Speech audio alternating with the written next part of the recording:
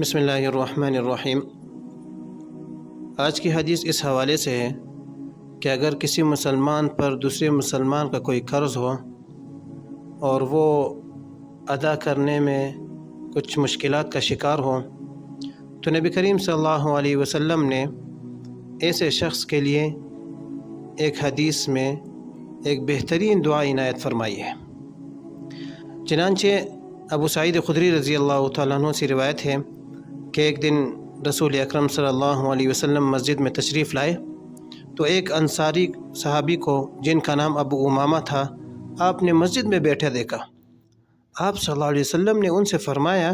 کہ کیا بات ہے کہ تم اس وقت جب کہ نماز کا کوئی وقت بھی نہیں ہے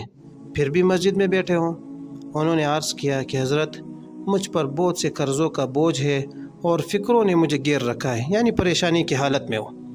تو آپ صلی اللہ علیہ وسلم نے فرمایا کہ میں تمہیں ایسا دعائیہ کلمہ بتا دوں جس کے ذریعے دعا کرنے سے اللہ تعالیٰ تمہاری ساری فکروں سے نجات دے دے،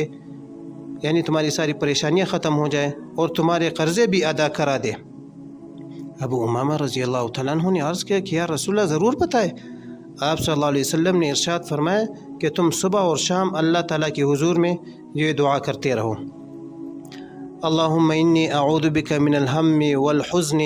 واعوذ بک من العجز والکسل واعوذ بک من الجبن والبخل واعوذ بک من غلبۃ الدین وقہر الرجال۔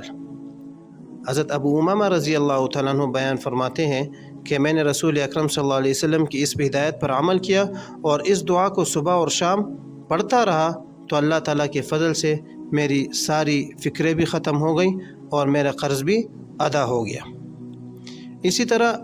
ایک اور دعا بھی حضرت علی رضی اللہ عنہ کی روایت میں ملتی ہے کہ نبی کریم صلی اللہ علیہ وسلم نے ارشاد فرمایا کہ اگر تم پر کسی بڑے پہاڑ کے برابر بھی قرضہ ہوگا تو اس دعا کی برکت سے اور اللہ تعالیٰ کے حکم سے وہ ادا ہو جائے گا۔ وہ مختصر دعا یہ ہے کہ اللہم اکفنی بحلالک عن حرامک واغننی بفضلک عمن سواک۔ بہرحال ان دونوں دعاؤں کو پڑھتے رہنا چاہیے تاکہ اللہ تعالیٰ ایسے شخص کو قرض سے خلاصی عنایت فرمائے۔